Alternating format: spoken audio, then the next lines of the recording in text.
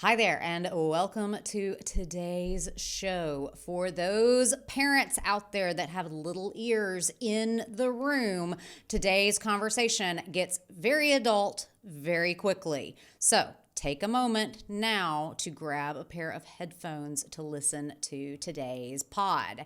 Today, we are going to be talking all about sex, pornography, and how to talk to our kids about it. In recent years, we have seen a rise in pornography. Children view porn earlier now than ever before. Parents are so scared to freely discuss sex with their children that 60% of adolescents and teens report watching pornography to, quote, fill in the gaps of their sexual education. Children between the ages of 8 to 18 spend approximately 7.5 hours per day devoted to media. And more than half of the media that they consume during the day contains sexual references. Studies have shown that women are as likely to be depicted in sexually provocative clothing in G-rated movies as they are in R-rated movies. 51% of 15 to 19-year-olds believe that girls feel pressure to share sexually explicit images online. In studies of both men and women with sex addiction, pornography plays a major contributor to addictive behaviors. So how does porn culture change our brains? And how can parents do a better job teaching their children about sexual norms without shame and with enough clarity that children do not feel the need to look at pornographic images to inform their understanding of sex?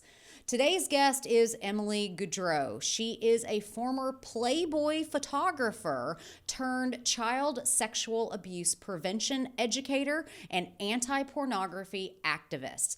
She is a woman on a mission to stop the cycle of sexual trauma and open our eyes to the high price that we pay for our pornified culture. Welcome to the Lindsey Elmore Show, a podcast that helps you find fulfillment amidst chaos. On this show, I interview thought leaders, doctors, creatives, spiritual gurus, and game changers who inspire you to pursue your dreams, overcome obstacles, and leave your mark.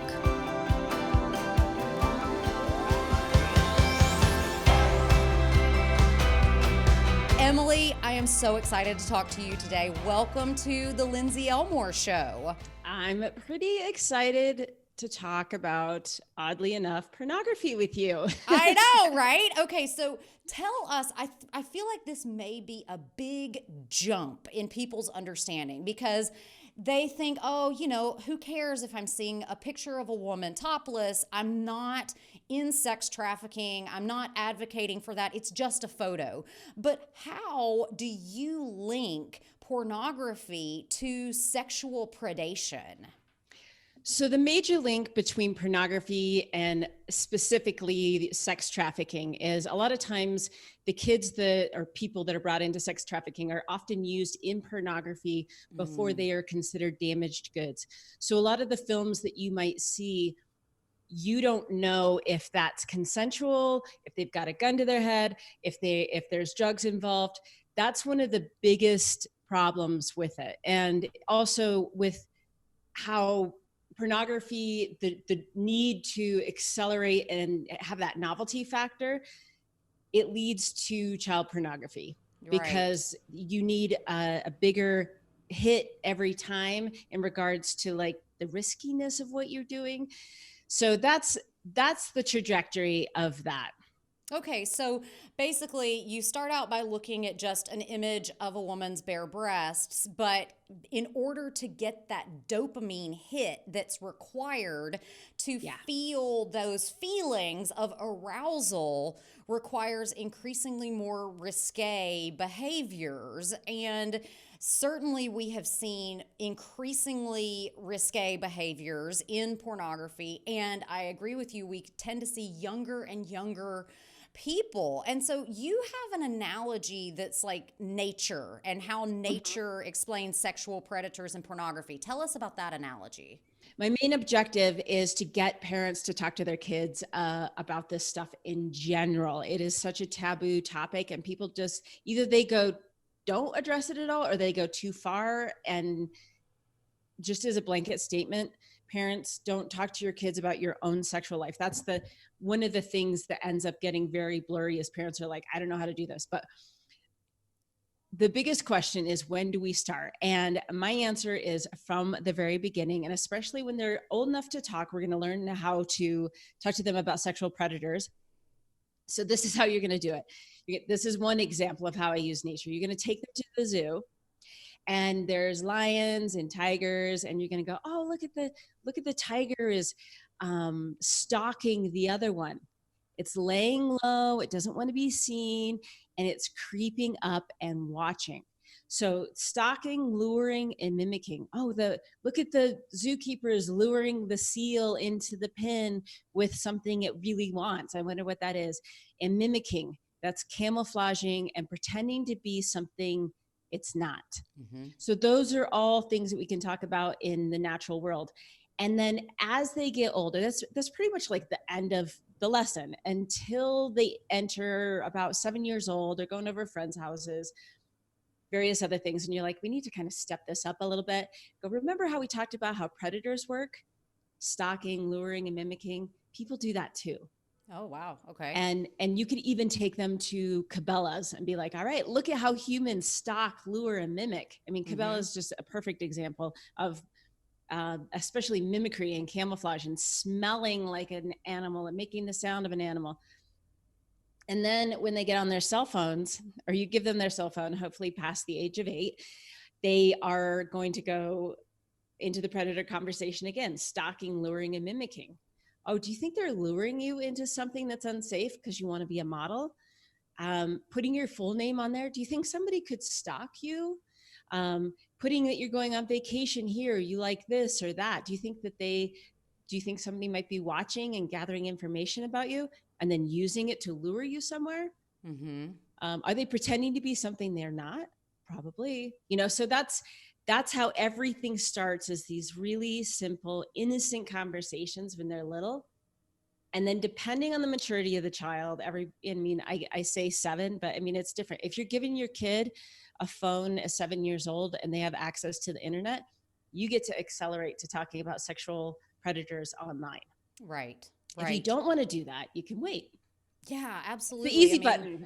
Yeah, the easy button. It's cheaper too. Yeah. Absolutely. I mean, I know that my friend's daughter got her first phone at age 14, and she was like the last person in her class to get the phone. And she was so embarrassed and just like, oh my God, my parents are archaic. But the thought of, an 8-year-old kid having full access to the internet is a horrifying thought. Kids these days are dealing with so much more than we did. But okay, so kids have to learn how to talk with strangers, right? I mean, isn't that just kids safety 101? So this is my take on a lot of this. Is taking it to a broader spectrum. Like I said, some people go to extremes and they're like, we just need to lock the kids down. Stranger danger is a myth. That's not where we need to be focusing our energy on keeping our kids safe. I want your kids outside playing, riding their bikes around, being kids, off the devices. If you want to keep your kids safe, shove them outside, let them climb trees, let them skin their knees. You know what I mean? Right. And I also think for moms, on the funny side, we're like all these memes about mommy needs wine and all this stuff. Well, yeah, mommy needs wine when she literally can't let her kid go outside because she's so afraid. Yeah, so the helicopter parent mentality of just staying on top of kids all the time is so new, right? It is not something that our parents did, and certainly not their parents, Yeah, and one thing that I want people to be super careful about is the statistics, because There are a lot of statistics, especially about the sex trafficking, that are massively inflated. So this is what's contributing to the helicopter parenting is if I let my kid go outside, they're going to be scooped up and put into sex trafficking. The real issue with the sex trafficking is kids that are runaways, which true runaways, they have like the kidnapping and the runaways and those statistics. 90% of kidnapping happens by another family member. It's usually a custody battle. So I really, really, really want everybody to not worry about the sex trafficking as much as your circle, your family, your friends, people you know, like, and trust. I want you to send out a very clear message that your family and your child are empowered against sexual abuse. Your kids are educated. They know their anatomically correct words. Do not worry about the stranger. Let's not worry, but be proactive about the people who are in our communities and have access to the kids. Right, absolutely. I mean, certainly we have seen abuses of people that are the closest to you. We saw it in the Catholic Church abuse scandals, the Larry Nassar case of all of these people just really trusting this physician and abusing girls right in front of their parents' eyes. And so, what can parents look out for in their children to alert them that someone close to them might be abusing their child? So something, if the kid, there's a lot of, if a kid doesn't want to hug somebody, don't force them. That can get too far to where poor grandma, like, give grandma a hug. I mean, come on, guys. But if a kid is getting like a little bit creeped out and is really shy around somebody that they were fine with, a couple months ago, if there's this, look for the changes in behavior. And if they're athletes and they love swimming and they love their gymnastics and suddenly they don't want to go anymore when it was their life before.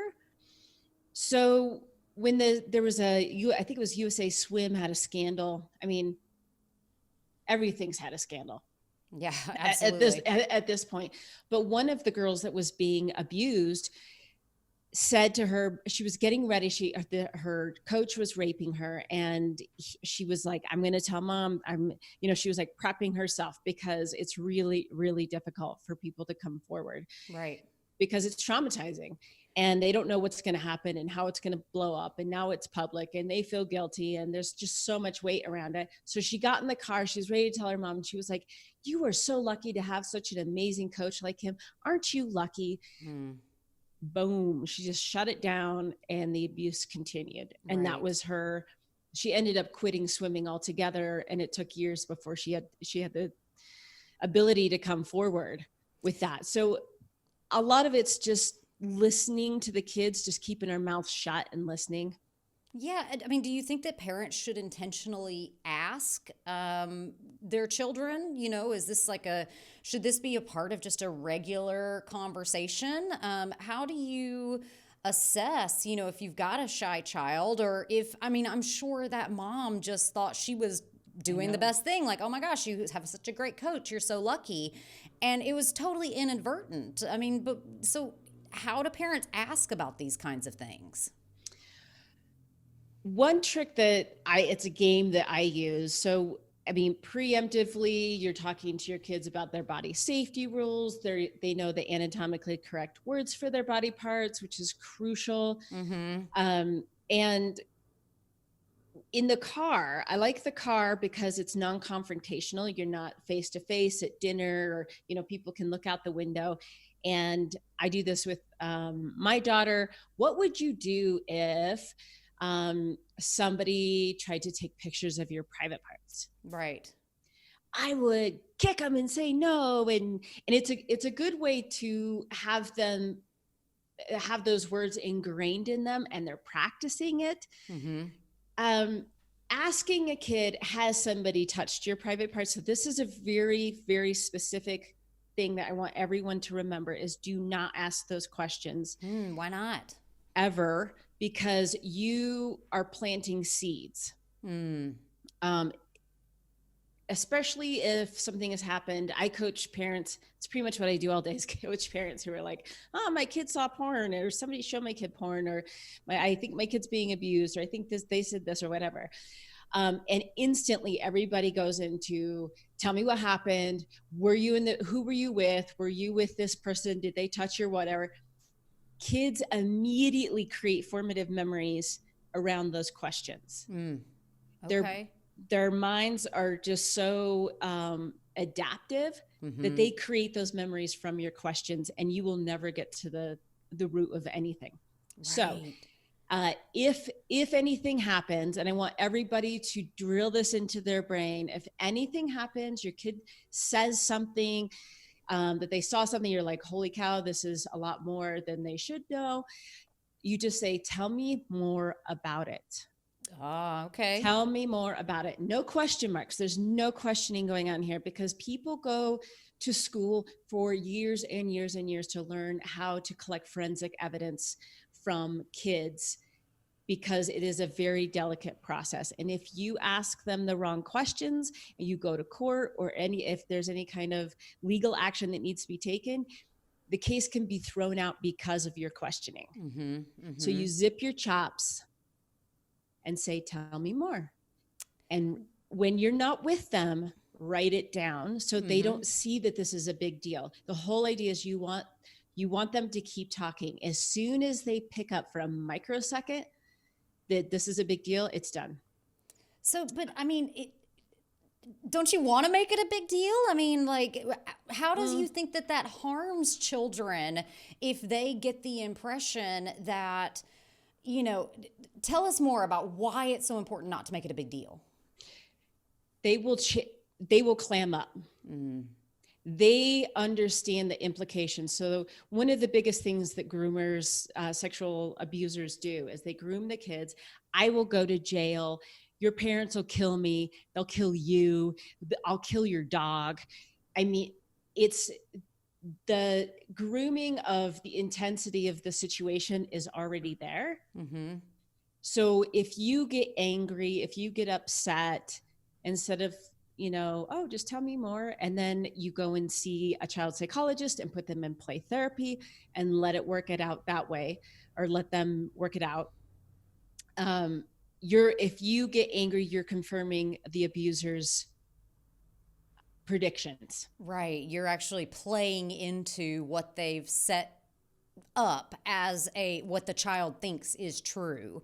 Right. So let's talk about the impact of pornography on all of us in society, and specifically in children. So the number one thing, and again, this is a daily phone call I get here, is my child saw pornography just on the phone. It was an accident. Accidents happen. You're not a bad parent if it happens. You should probably lock your stuff down. But they see pornography, and now they're acting it out on another child. And now they're being accused of being a sexual predator. And now they might be put on the sex offender registry. And now we have 7-year-olds on the sex offender registry. Stop. You're making that up. That is not true. So like kids that what we thought of as when we were kids, like playing doctor, or you see, which still happens. Yeah, totally. Yeah. It still happens. Yeah. But that's shocking and horrifying, because a 7-year-old doesn't even know enough really to be a sexual predator, correct? Well, statistically, they do not go on to be sexual predators after the age of 18, maybe because they get the help that they need. It's a different mindset.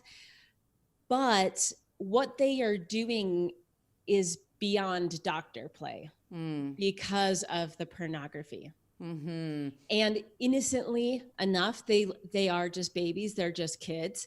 They're acting out what they see. Just like they would of any like action cartoon Legos thing that they're seeing. They act out the moves. They're acting out the moves that they saw in pornography. Right. So how do you talk to a kid? You're a horrified parent. Your child just saw someone perhaps having sex, or in, in possibly even very risque sex, how do you talk to a kid about what they just saw? Couple of things. First of all, you're going to be freaked out. Your mind is going to go, oh my gosh, my kid's going to like run away to the sex circus and become some weird pervert because they saw pornography. So you need to calm down in a massive way, because their memory of that isn't going away. You take your time. I highly recommend you getting on the phone with a therapist and talking to somebody to talk this through exactly how you want to handle it. Because anytime anything sexual comes up in our brain mixed with our children, that is your mammalian brain taking over. You are in primitive mode and it gets ugly really quick. So you just need to be really strategic about it. But the first thing is, I'm sorry you saw that. That was a very private adult thing that you saw. Right. And it's kind of scary. And I mean, basically, to be honest, I don't want to give too much around that, because I'd like people to go to a therapist, go to a play therapist, and really talk about how it's manifested in the child's mind and how to move forward depending on what they saw too. Yeah.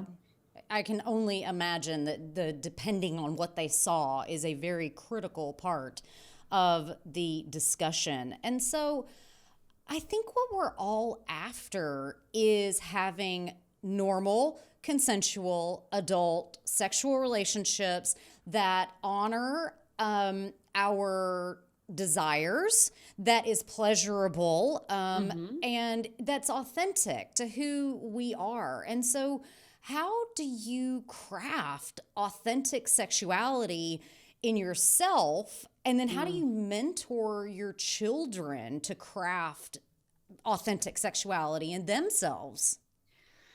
Yeah. So for yourself, I really, and I can say this as an adult to adults, I've watched pornography, and I can tell you that it absolutely shifts your perception. Because here's the big thing. Emily Gaudreau wrote "Come as You Are." I think it is "Come as You Are." Yeah. And it's an incredible book about human sexuality. And in there, she talks about arousal non-concordance. And have you read the book? No, I have not. And I'm fascinated to even hear what arousal non-concordance is. So they did this a test study where they show, I think I don't know what the logistics, I don't want to make any assumptions, but I think they showed pornography to women and then tested the blood flow to their genitals, and then the women rated what they felt was in alignment with their desire. They did it with men as well. Okay. So there's only a 10% alignment with women. Okay. That there is blood flow to their genitals and they are mentally, that is what they desire, and they're aroused in their mind. And there's 50% for men. Okay. So that's saying that what women see in pornography is not actually what is stimulating to us. It's more of a male perspective. Well, Lord knows that's the truth right there. Well, it's a little bit more complicated than that, because what happens is you will get blood flow to your genitals not anytime, but often if something sexual is happening. And this is the danger of pornography, especially with kids. So you may be watching something, and those of you listening, pay attention to this. And next time it happens to you, be like, whoa, there's like some random sexual thing on a show. And you're like, oh, I'm not into that, but like, kind of feeling a little funky here. What's going on? Right. It's just saying that there's something sexual happening.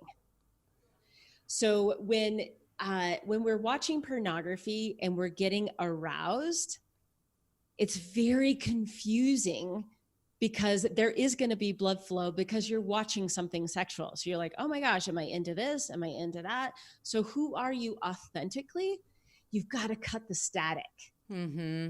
It's very confusing, and the porn industry is wicked smart because they've created a product where they go, okay, see, you're stimulated by this, and we're going to sprinkle in a little bit of violence and a bunch of other things that are not hanging around your house, people and things that are not at your house, and the only place you can get this particular experience is right here, unless you want to ruin your life potentially and have risky behavior or hurt people or do illegal things. Right. Or you can get it here. It's right. It's perfectly designed for addiction, and there's nowhere else to get it. Oh, wow. Well, so cut out the porn is a general practice. I get it. It's so much part of our world, and people are like, oh, but it helps my relationship. And, but like, explore that further. Right. Maybe you don't need the pornography. There's a lot of really amazing, cool things that are science that's going on that can take your orgasms further and better and connect you emotionally. And everybody needs to remember, pornography is a place you go. Yeah, you're not in your brain. You're in this other viewing brain. Yeah, and you're hanging out with those people. You're in relationship with those people for a period of time. If those aren't people that you normally want to hang out with, then don't. Oh, Emily, I could talk to you all day long about this issue because I think it is so important. And I think that a lot of parents really feel completely lost. And so before I let you go, are you ready for some lightning round questions? Let's do it. All right. What is your number one strength? Ooh, I'm honest. Okay. What is the thing that you struggle with the most? Coffee consumption. It could be worse. It really could. Ooh, I don't know. It's pretty bad. Oh, well, as long as it's, the fair trade stuff, all the buzzwords around coffee. If you could say one word to your younger self, what would it be?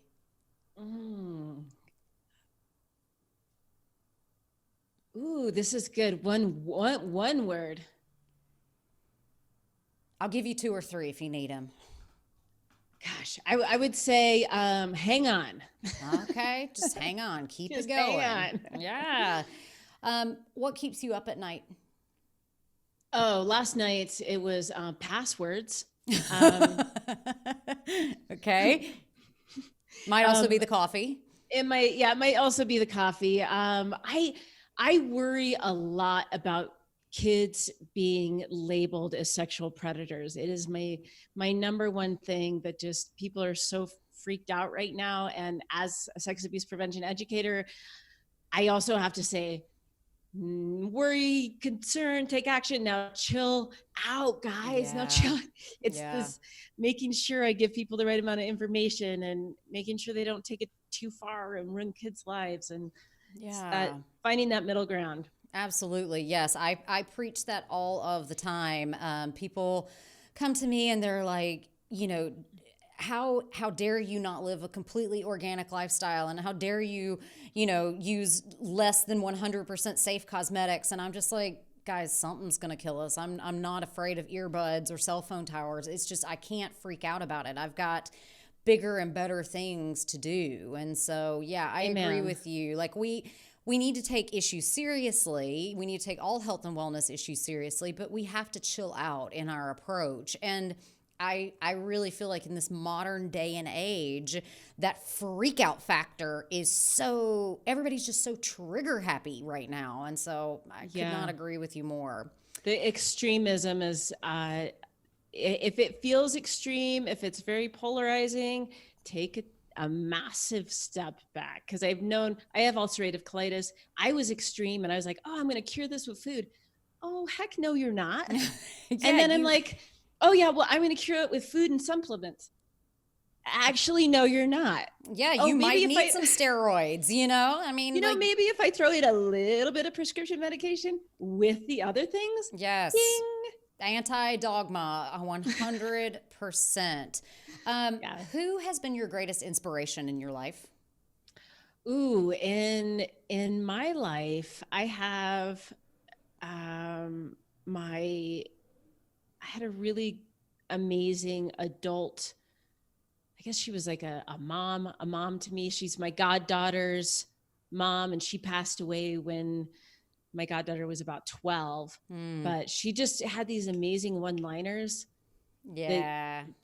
when you grow up and you're like, oh, she just said so many things that just resonate now. Yeah. Her name is Mary, very cool human being. And her daughter just graduated from Johns Hopkins. Oh, wow. Actually, she works at Johns Hopkins now too, which, is for real stuff. Yeah. Well, congratulations. And what a blessing to have someone like you as a godparent, especially when the worst comes to the worst and a parent dies, to have another adult influence to look after you, especially during such transformative years as adolescents and teens when it comes to budding sexuality. And all right, last but not least. Okay. God to you is? I'm a Christian, so I definitely lean towards the Jesus end. I also lived in a Buddhist monastery for a while. Super cool. So it actually took me just diving into Buddhism to find my Christianity. Wow. So Thich Nhat Hanh's finding living Buddha, living Christ is what made everything click to me.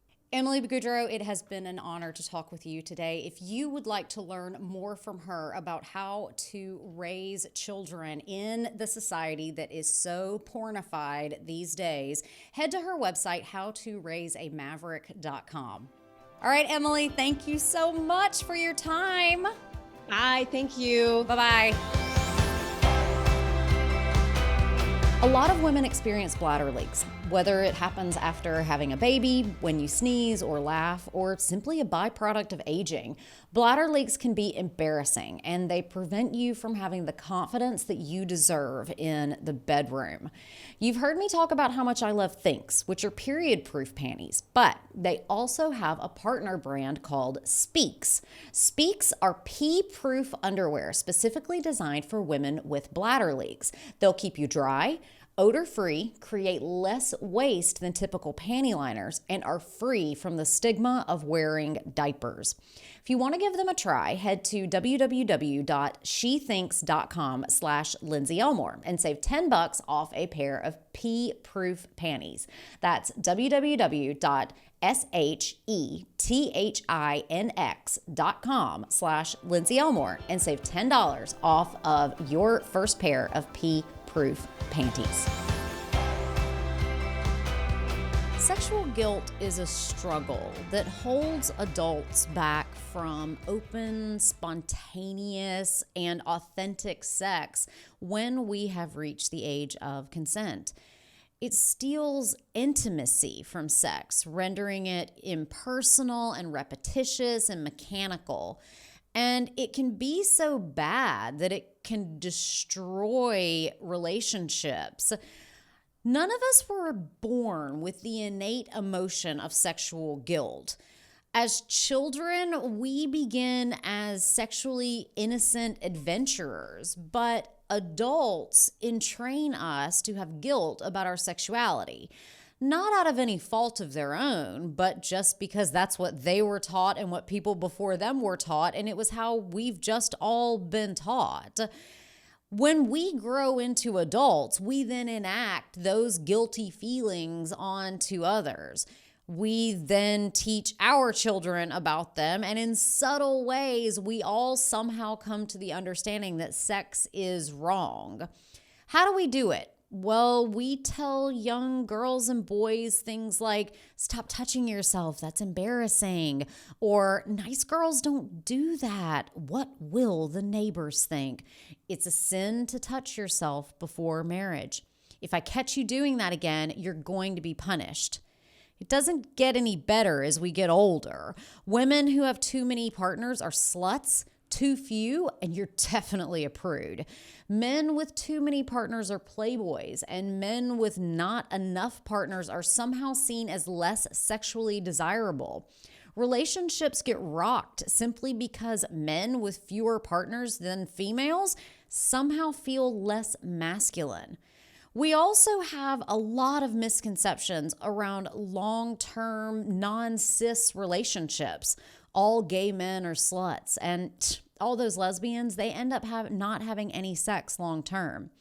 There's significant shame around the timing of sex.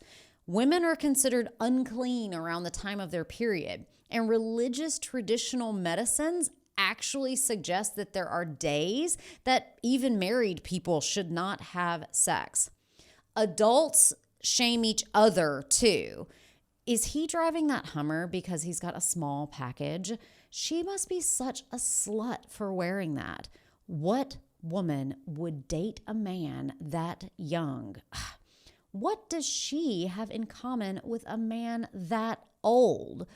Women are subtly sexually shamed with the pornification of culture, scented feminine hygiene products that somehow tell us that normal body function smells aren't supposed to smell that way, and myths around sex toys making you less sensitive, and all of these salacious headlines that are completely not based in fact, like 6 positions guaranteed to give her an orgasm.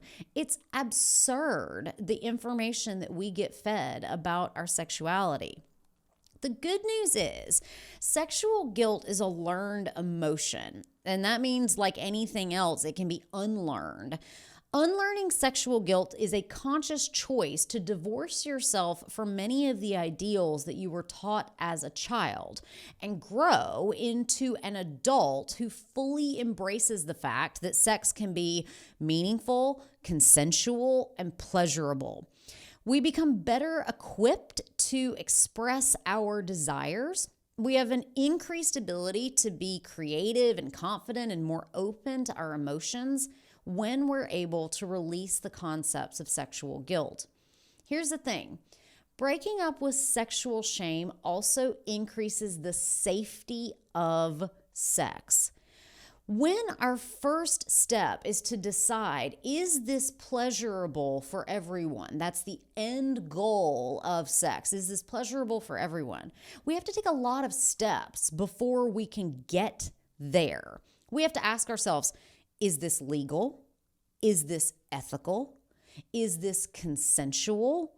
Is this an understanding that is agreeable to all parties involved, not just the 2 people in the room, but does that other person in the room have someone there that is unaware? Well, that's not ethical. We have to ask these types of questions. Is this legal? Is this ethical? Is this consensual? Is it safe? Another great question to ask. And then ultimately, do we end up with the is this pleasurable? How do we ultimately start exploring a pathway to pleasure? First, you have to get really clear what you want. Too often we focus on what we don't want. But go back in your sexual memories and just ask yourself honestly, what did you enjoy in the past and how can you best describe it to your partner? It may be really embarrassing at first to even think that you can tell your partner about a particular thing that turns you on, but as long as it's legal, ethical, consensual, safe, and pleasurable, go for it. Go for it. Next, you've got to find the right relationship. Sex is not just going to be miraculous with somebody. It has to be the right person for you. And you have to be clear about what you actually need in your relationship. You cannot pick a relationship that simply fills the holes that you need in your life.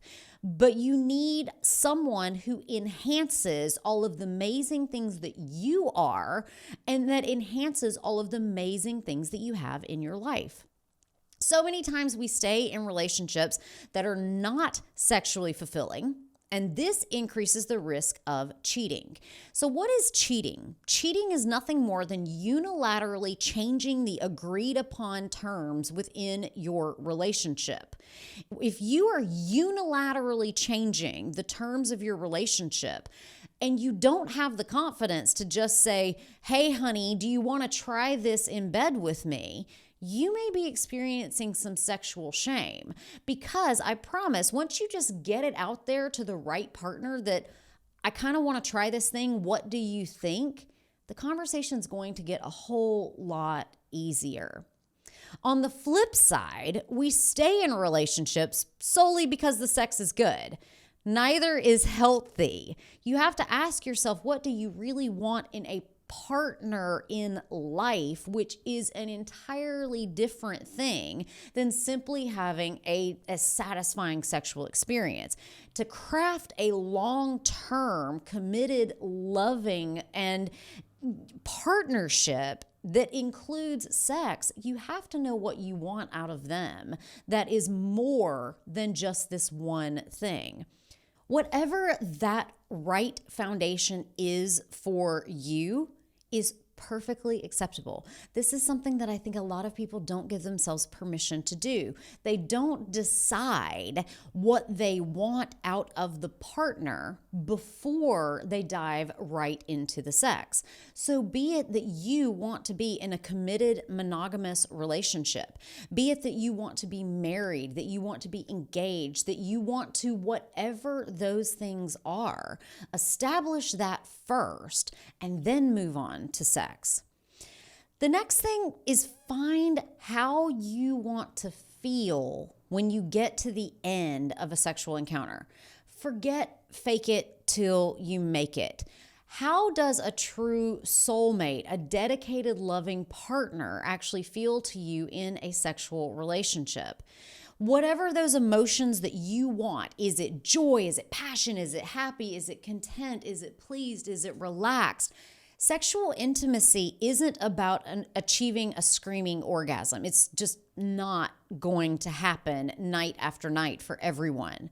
For most people, long-term partnerships and long-term sexual connections are much more subtle. The next thing is that you actually have to be with someone that you really love. If you truly, I believe, want to untie all of these guilty emotions, be with someone that you love instead of reenacting emotions that lead to more questioning of your sexual worth, such as, one night stands, they can be fun, but they rarely lead to meaningful, lasting relationships. If you're at a time in your life where you say, I want to throw caution to the wind and I want to go out and have sex with a lot of people, listen, is it legal? Is it ethical? Is it consensual? Is it safe? Is it pleasurable? Those are the big things that it takes to really start undoing that sexual guilt. If you really want to then tap into the next level and create that long-lasting partnership, finding someone that you love, finding someone who loves to do the things that you do, that you want to learn their love languages and you want to know their Enneagram and their personality so that you can show them and receive love back from them more easily. Reflect on your relationship with your partner. What do you enjoy that you're doing? And maybe what have you thought about that you've never tried before? We all know that the pornification of culture is an unreliable source for how sexuality actually plays out in everyday human beings. Sit down with your partner and actually talk about what you liked, what you didn't, and how you felt as you went through sex. And talk throughout sex. Say, hey, let's change positions. Hey, can you do it this way? Hey, can we try this? And if there are times where that comes to a head, that's okay. That just means that you have another opportunity to sit down and talk about it later. Sex is different for every person, and it can be fun and rewarding and satisfying while still making you feel nurtured and comforted. Just always keep coming back to, is this legal? Is this ethical? Is it consensual? Is it safe? And is it pleasurable? Have fun. The Lindsey Elmore Show is written and produced by me, Lindsey Elmore. Show segments are produced by Sue Procco and Kelsey Lorman. Production design, sound design, and editing is by Jive Media. If you have a question about this or any other episode of the podcast, send us an email to hello@lindseyelmoreshow.com. And hey, since you're still here, take a moment to subscribe, rate, and review this podcast. And while you're at it, go over and follow us on Instagram at Lindsey Elmore Show. This helps us bring the pod to more people.